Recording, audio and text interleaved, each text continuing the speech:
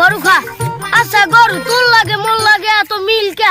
আব্বাই তোরেও কয় গরু, মোরেও বাড়তে বইয়ে কয় গরু, কিন্তু তুই খাও ঘাস আর মুই খাই ভাত। আর এটা আলাদা হয়ে গেলে না। খারা আজ গইতে ঘাসই খামু।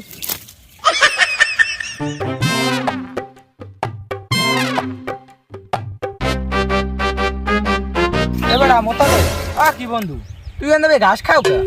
আর কইস না বন্ধু, মোর বাপে মোরেও কয় গরু আর গরুরেও কয় গরু। এখন গরু খায় ঘাস আর মুই খাই ভাত। এই একটা আলাদা হয়ে গেলে না। এতনে মুইও চিন্তা করছি, মুই এখন হয়তো গরু নহান ঘাসই খামু।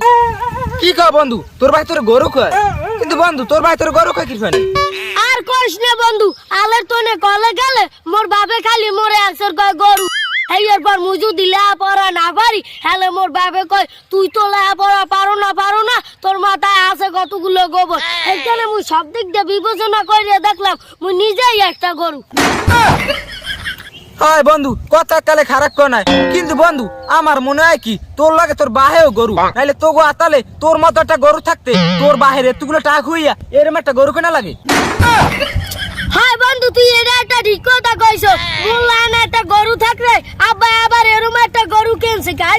এই হচ্ছে বেড়া, কিন্তু বন্ধু একটা কথা, গরু থাই বান্দা তুই হইছ সারা, এটা কিছু হয় বেড়া? বন্ধু আচ্ছা তুই একটা কাম করি, মুই যে একটা দড়ি আই না তোর এই গরুর লগে বাইন্ধে থুই। হ্যাঁ বন্ধু, তুই এটা একটা ঠিক কথা কইছ।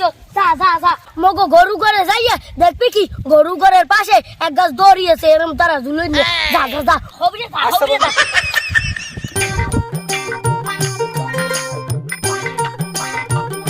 আহেন তালুকদার সাহেব, আহেন তালুকদার সাহেব।